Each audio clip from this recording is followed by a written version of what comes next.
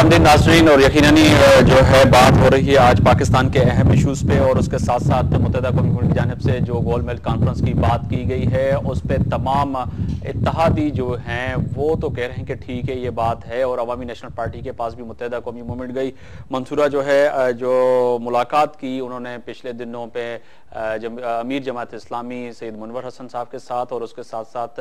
मरकज़ सुन्नी तहरीक सरवत एजाज कादरी साहब के साथ साथ और अहम जो है मजहबी रहनुमाओं के साथ भी इन्होंने मुलाकात की है। पर यहाँ पे सवाल वही आता है, क्या शहर कायद का जो दावा करती है मुत्तहिदा कौमी मूवमेंट के शहर कायद में हैदराबाद में और अंदरून सिंध में उनका अहम रोल अदा है करते हैं, और इनकी जो है वहाँ हलकों में से कई इलेक्टेड MP हैं जो इस वक्त सूबाई असेंबली और नेशनल असेंबलियों में MNA बैठे हुए हैं। पर बात वही आ रही है कि क्या मुत्तहिदा कौमी मूवमेंट ने आज तक जब से पाकिस्तान आज़ाद हुआ है इस शहर में कत्ल गारत 64 साल से चल रही है, पर इन चंद सालों में कई लोगों की जानें जो है जा चुकी हैं, और इस मिनी पाकिस्तान कराची से मैं समझता हूं कि पाकिस्तान का हर एक कब्रिस्तान जो है कराची से कश्मीर तक यहां से उसकी डेड बॉडी गई है। आखिर इस पे कौमी कॉन्फ्रेंस का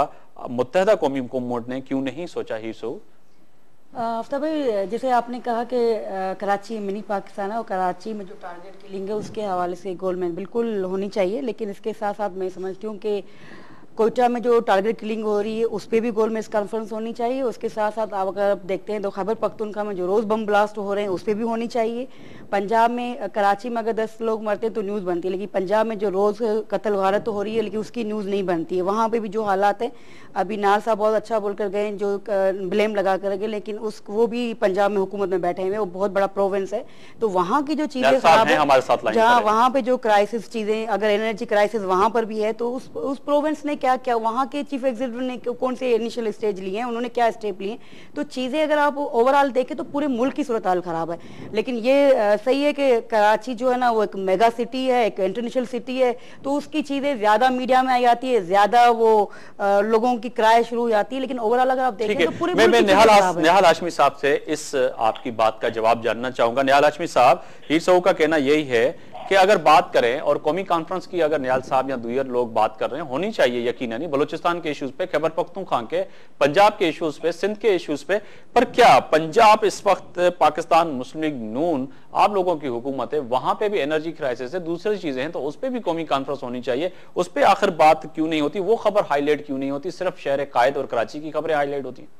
मेरी बहन ने ठीक अच्छी बात की एनर्जी क्राइसिस के हवाले से, मैं उनका शुक्रगुजार हूँ। उनके में शायद यकीनन होगा कि वो MP हैं, मेंबर पार्लियामेंट हैं, कि जो एनर्जी का जो हमारे ग्रिड स्टेशन है वो सिर्फ एक ही लाइन है पूरे पाकिस्तान में, और जो ग्रिड लाइन है उसमें सूबाई हुकूमत का कोई अमल दखल नहीं है। और हम बिजली के मामले में हम तो इनसे दरखास्त करेंगे, कहा है हमारी मदद करें, हमारी मावनत करें, हमारे साथ जो जुल्म हो रहा है उस पर आवाज उठाएं। ये वफाकी हुकूमत जो है वो पंजाब की हुकूमत को निशाना बनाए हुए है एनर्जी में, और खास करके जो बिजली का क्राइसिस है, बिजली के क्राइसिस में खास करके उन्होंने बड़ी ज्यादती की हुई है, और इसको इस पे ये बात करना चाहिए उनको जी। पर निहाल साहब, क्राइसिस हम तो खुद चीख के करें कि आओ हमारी मदद करो एनर्जी क्राइसिस पे, आओ हमारी मदद करो बिजली पे। वजीर आला पंजाब ने आपने देखा होगा कि अपने जो सरकारी दफ्तर उसको छोड़ के वो मीनारे पाकिस्तान में जाके कैंप ऑफिस में बैठे हुए कि अगर आवाम को नहीं मिलेगा तो हम भी फिर गर्मियों में लोगों के साथ रहेंगे। और ये कोई एक दिन का नहीं, ये महीनों से वो मीनारे पाकिस्तान में अपना पूरा दोपहर तक बैठे रहते हैं और अपने काम वहीं पर सरंजाम दे रहे हैं। बात यह है कि पॉइंट स्कोरिंग किसी चीज में होनी चाहिए, जो हमारे मौजूदा हालात हैं उसको देखते हुए तो हमें अपने कौमी कॉन्फ्रेंस हो या गोलमेज कॉन्फ्रेंस हो जरूर करना चाहिए, और हम एक दूसरे को अपना दुश्मन ना समझें। हम पाकिस्तान के पाकिस्तानियों को पर क्या निहाल साहब, अगर मुत्तहिदा कौमी मूवमेंट के कायद ने और मुत्तहिदा कौमी मूवमेंट की राब्ता कमेटी कल को पाकिस्तान मुस्लिम लीग नून को इस इशू पे, कौमी इशूज पे दावत देती है, तो क्या समझते हैं बहैसियत रहनुमा पाकिस्तान मुस्लिम लीग नून कि आप शामिल होंगे इस कौमी इशूज पे?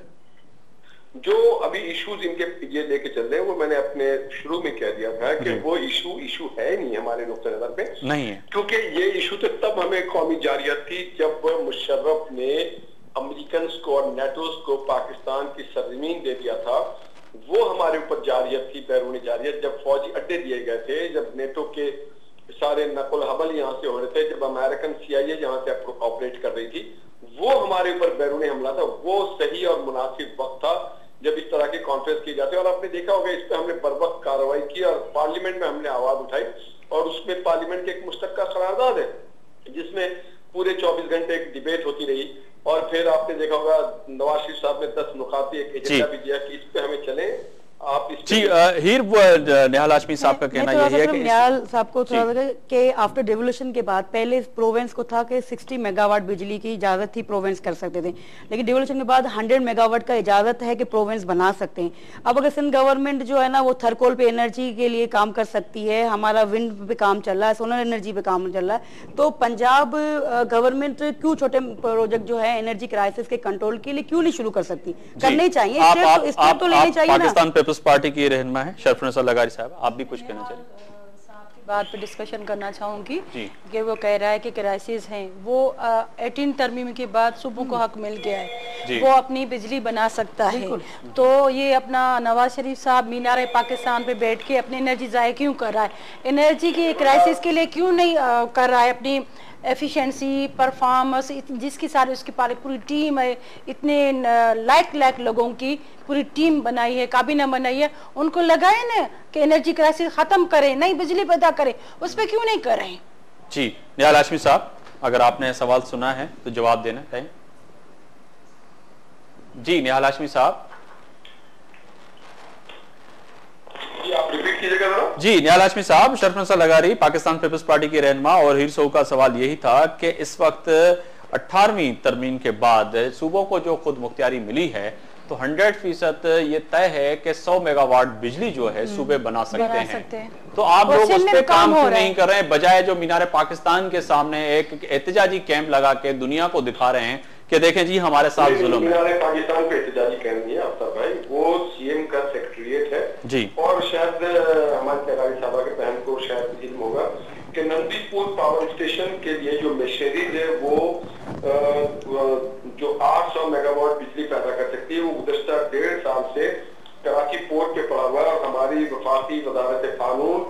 और वजारत बिजली के आपस के चपकलिश या उनकी जो कमीशन है उसकी नजर हो चुकी है, और अब तक उस पर कोई अमल दरामद नहीं हो चुका। और जो प्रोजेक्ट कल जो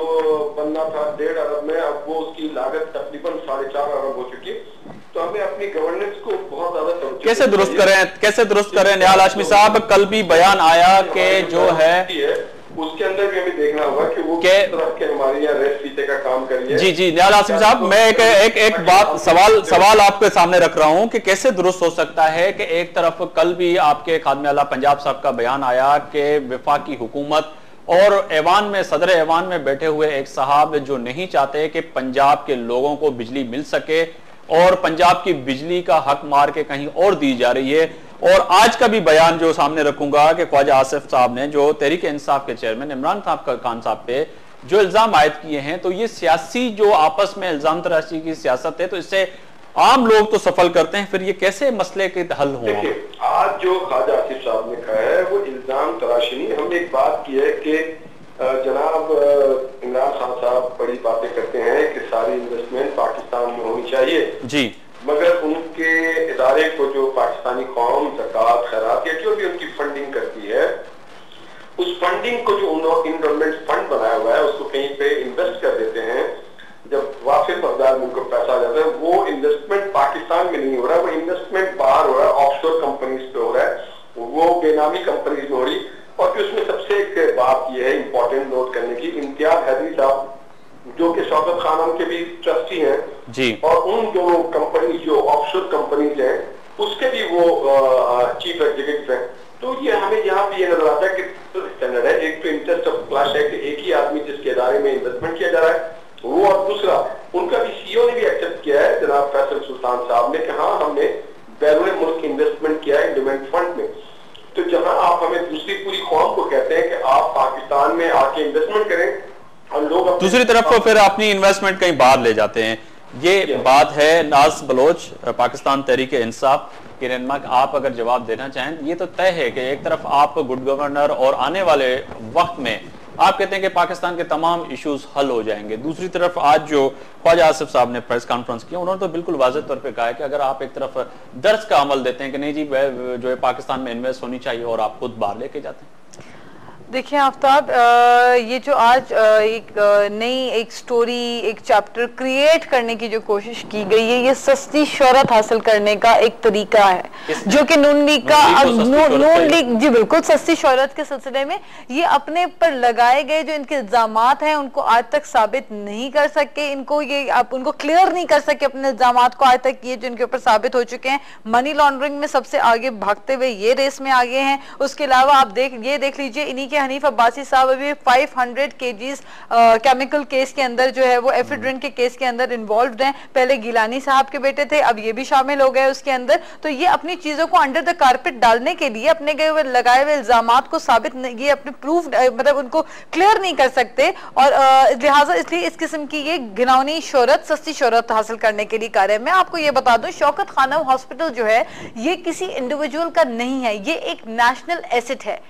ये एक नेशनल एसेट है जिससे कैंसर के मरीजों का इलाज होता है। वो इलाज जो बैरून मुमालिक 20 से 30 लाख में होता है वो पाकिस्तान में रहते हुए 8 लाख रुपए में होता है। इनको ये नहीं दिखाई देता कि ये कैंसर हॉस्पिटल इतना बड़ा हॉस्पिटल, 4.5 अरब रुपए की रकम। मैं आपको बता रही हूँ, I am coming towards it. मैं उनके सवाल का प्रॉपर जवाब देना चाह रही हूँ। पहली बात तो ये, इन्होंने जो बेनाम और गुमनाम कंपनी गई है, ये तो ना तो बेनाम कंपनी है ना कोई गुमनाम है। एंडाउमेंट जो होता है, ये एंडाउमेंट फंडिंग जो होती है, ये हर जगह हर चैरिटेबल ऑर्गेनाइजेशन जो है वो ये करती है। उसमें आप हार्वर्ड यूनिवर्सिटी की भी मिसाल देख लें, इसमें कोई बुराई नहीं है, क्योंकि यहाँ पे ये कहीं से जो अमाउंट आ रही है उसको वो लॉस में नहीं जा सकती। उसकी श्योरिटी और एश्योरेंस दी गई है कि ये अमाउंट जो है ये लॉस में नहीं जाएगा, और हाँ अगर इससे प्रॉफिट हुआ तो वो प्रॉफिट शौकत खानम में यूटिलाइज होगा। लेकिन ये जो एंडाउमेंट फंड है, इसका शौकत खानम से डायरेक्ट कोई लिंक नहीं है, दैट उसका इस ट्रस्ट के साथ कोई लिंक नहीं है। और जहां तक हमारे जो रिकॉर्ड ये बता रहे हैं, ये रिकॉर्ड्स भी इन्होंने हमारी वेबसाइट से ही हासिल किए हैं। हमारी हर चीज ट्रांसपेरेंट क्लियर है। इन्होंने ये तो हमारे ये सारे जो गिनके ये बता रहे हैं हमारी वेबसाइट पे शौकत खानम की, आप चले जाएं, आपको तमाम चीजें क्लियर और ट्रांसपेरेंट तौर पे नजर आएंगी। ये तो इन्होंने कुछ नहीं है और बस इस किस्म का एक पिंडोरा बॉक्स खोलने की कोशिश की है। 64 उन्होंने खुद डिक्लेयर किया है कि 64% का नुकसान हुआ है उसको, डेफिसिट हो गई 64%, जो यहाँ के लोगों ने इन्वेस्टमेंट किया था एंडोमेंट के नाम पे। और एंडोमेंट पे आपको कोई क्लासिफाई होता है कि आप कहाँ इन्वेस्टमेंट कर सकते हैं। आप किसी ऐसे कंपनी में इन्वेस्टमेंट नहीं कर सकते एंडोमेंट फंड को जो कि सट्टे टाइप या जुए टाइप के इदारे हो, जो उसमें नहीं किया सकता, रियल एस्टेट में होता है। ऑक्सफोर्ड वाले अगर करते हैं तो वो न्यूयॉर्क में करते हैं, वो न्यूयॉर्क के वॉल स्ट्रीट पे करते हैं, वो लंदन के रियल एस्टेट पे करते हैं। ये तो कंपनी कायम किया गया जो कि पहले ब्रिटिश एक वर्जन दुबई गया और वहां से फिर मस्कत चला गया। तो उन्होंने खुद कहा है कि हमें 64% का नुकसान हुआ है। हम जो भी बात कर रहे हैं इनके अपने वेबसाइट्स के ऊपर कर रहे हैं, ये सिर्फ ये बताया कि पाकिस्तान में इन्वेस्टमेंट क्यों नहीं किया, इन्वेस्टमेंट बैरून ने क्यों किया गया। जी ये जवाब जानेंगे। एंडाउमेंट जो एंडाउमेंट फंड होता है और ये जो एंडाउमेंट बोर्ड, छोटा सा ब्रेक कहा जा रहा है, ये जवाब लाजमी जो निहाल हाशमी साहब के सामने रखा है आपके, वो हम जानेंगे। एक छोटा सा ब्रेक पे जा रहे हैं। निहाल हाशमी साहब हमारे साथ रहिएगा, एक छोटा सा ब्रेक है, ब्रेक के बाद आएंगे तो यकीनन आपका जवाब जो है अपना नाज बलोच साहब से हम जानने की कोशिश करेंगे। छोटा सा ब्रेक पे।